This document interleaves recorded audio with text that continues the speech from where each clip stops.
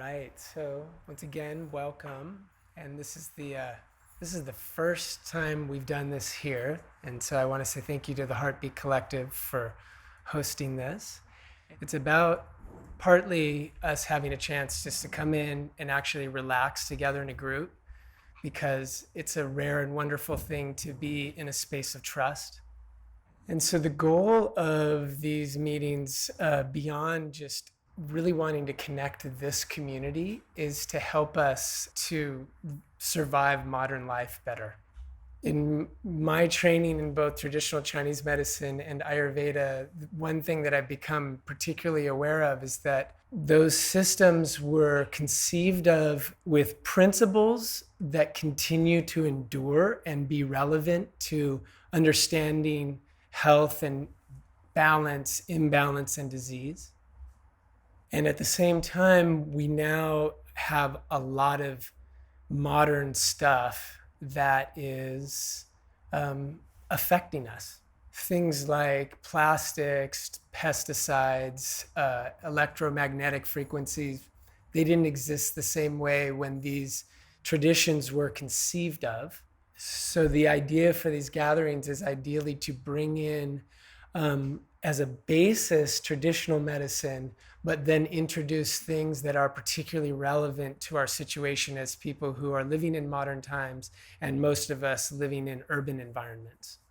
The most potent ways to prevent disease are largely low and no cost, and have to do with the ways that we behave and get access to nature, to sunlight, to clean water, to clean air. And this is a way to support what in holistic medicine is called terra firma. And so terra firma could literally be translated as stable ground. And so the human body, when the foundation of health is sound, is stable, is a self-regulating process. The body always strives toward balance, always strives toward healing. So this principle is really to focus on what supports that. And of course, this is not to say that technological medicine, conventional medicines like drugs are not absolutely essential, important, and life-saving when they are. It's just to say that in the context of our daily lives, the community well is ideally to promote simple ideas that can have profound impact when you apply them to your life regularly. And so this month's topic is part 1 of Ayurveda and the microbiome. There'll be part 2, even though there could be part 20 probably. And so just to start defining terms, I'll start with Ayurveda. The translation of the term means the knowledge of longevity, or the knowledge of life. And fundamentally, Ayurveda is contextual medicine, meaning that all of the principles are applied within the context that includes not only your individual person, body, mind, but also all of the relationships that you have to your environment, to the social world, to the cultural world around you. Another way to say this is that Ayurveda is epigenetic medicine. And that's because when the Human Genome Project mapped the genome, they discovered that human genes have more than one possibility for expression, and that expression is completely dependent on this web of interrelationships between the internal physiological body and the external environment that the person is in. The way you see this in Ayurveda is that the core emphasis is on daily and seasonal routines, being aware of how each day your circumstances change internally, externally, and through the year, as well as through the arc of your life. So the microbiome is something that was actually, you could say, discovered not too long ago. And it was a byproduct of the Human Genome Project. Because what they found was that the amount of genetic material in the body that was human was outnumbered by non-human genetic material by a factor of about 10 to 1. So in 2007, they started the Human Microbiome Project as an extension of the Human Genome Project. And the kind of basic idea is that the microbiome includes the bacteria, the fungi, the viruses, something called bacteriophages, which people are maybe not as familiar with, and then something called archaea or protozoa, which are other forms of life that inhabit the body and are, again, the microbiome is the sum total of all of the genes of the non-human and the human cells. And so the big discovery was that we are a superorganism or a supraorganism in the sense that we are not sovereign humans because the majority of what makes us up is non-human. But at the same time, the sum total of all of that intelligence that comes from the bacteria and the fungi and the virus, et cetera, in the microbiome is the sum total of that is a sense of self that we call human. And to just give you an idea of how important this has become, there's a world famous immunotoxicologist named Dr. Rodney Dietert he's a professor emeritus at Cornell University. And he was asked to determine the single best measurement that would predict the health or sickness of a baby. And this included not only the health and sickness of the baby in the moment, but lifelong patterns of being well or being unwell. And he came up with what was called the self-completion hypothesis.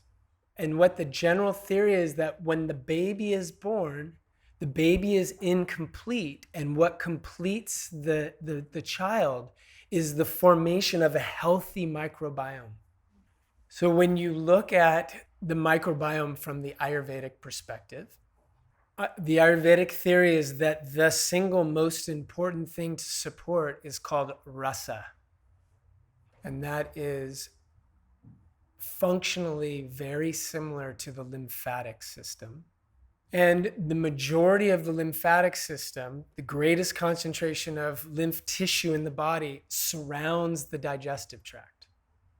And this lymph tissue is really responsible for the immune response that protects the body from being invaded through the GI tract by whatever's coming in with the food and the liquids that you consume.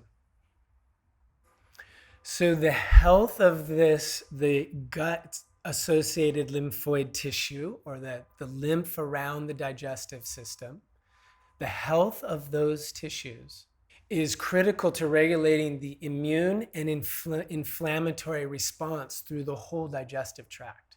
The health of the lymph is actually dependent on the microbes. So you can't have, it's like the tissue that supports the microbes is dependent on the microbes for its support, which is why now we're finding out that when people have significant disturbances to their microbiome, that it will not only disturb digestion, but it can cause systemic inflammation.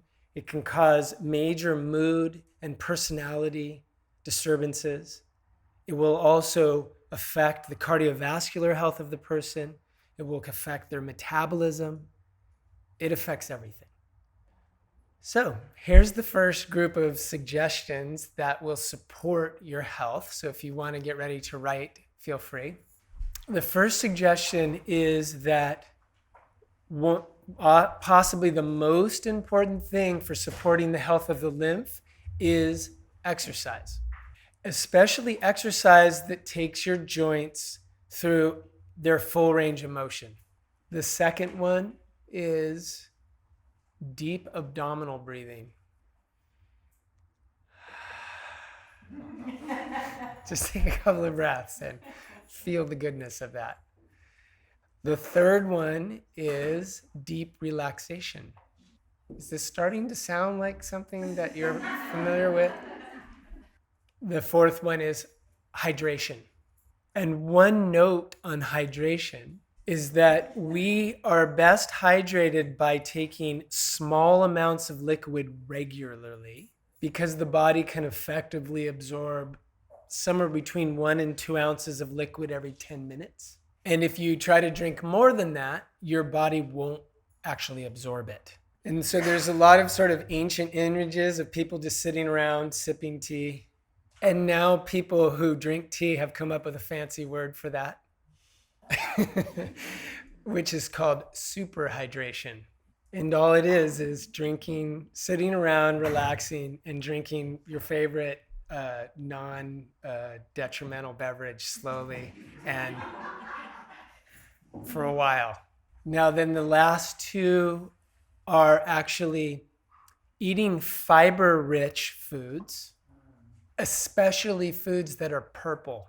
And so supporting your lymph, supporting your rasa is possibly, this is like a quintessential terra firma kind of practice. And now in the modern times, we have something to consider that was not a factor when the wise people who understood the principles of health from the Ayurvedic perspective were articulating their views. And while there are a number of things that I could speak to, the most important one is pesticides, especially Roundup, which is glyphosate. And this is because Roundup is an antibacterial, an antifungal, an antibacteriophage, an antiprotozoal. It was derived from Agent Orange, and it was used originally as a pipe cleaner when mineral clogging would happen in pipes, because it pulls minerals out of things as well. But they noticed that under the pipes, wherever there might be plant material, as soon as it would drain out, everything would die. So it was repurposed as a pesticide, herbicide. And it is the most commonly used pesticide, herbicide in history. Because it's a water-soluble chemical, it does not stay limited to the place you put it. So at this point, Roundup is everywhere. And so what we need to do to protect ourselves until policies change and we start to see the error of our ways is to consume things and do things that promote eliminating it from your system, because it's going to be a continual process of needing to eliminate it. Because current estimates are that if we stopped tomorrow completely using Roundup, it would remain in the environment for more than 50 years. And that the reason I feel this is important to talk about in the context of community well is because we are now at a place where you may be interested in Ayurveda, but if you're not aware of this other factor, something like Roundup, it could really undermine your efforts and confuse you as to why it's not working, because it's so profoundly destructive to our microbiome. So here's some ideas for eliminating it more effectively from your system. Avoid using it. They made it legal over the counter for consumers in about 1996 because it was to combat the dreaded dandelion, so that gardeners could keep the Roundup ready grass growing green, but have nothing else growing around it. A second one is to consume something like activated charcoal or bentonite clay. And you can look up appropriate dosage for those things, but they're safe in the right dosage. Some plants that are particularly helpful are dandelion greens. Not kidding.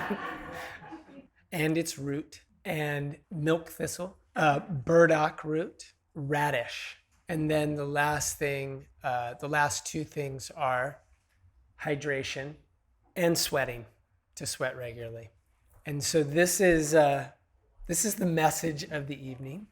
And again, the idea is to ideally empower you to use simple and very inexpensive means to support this foundational system within you.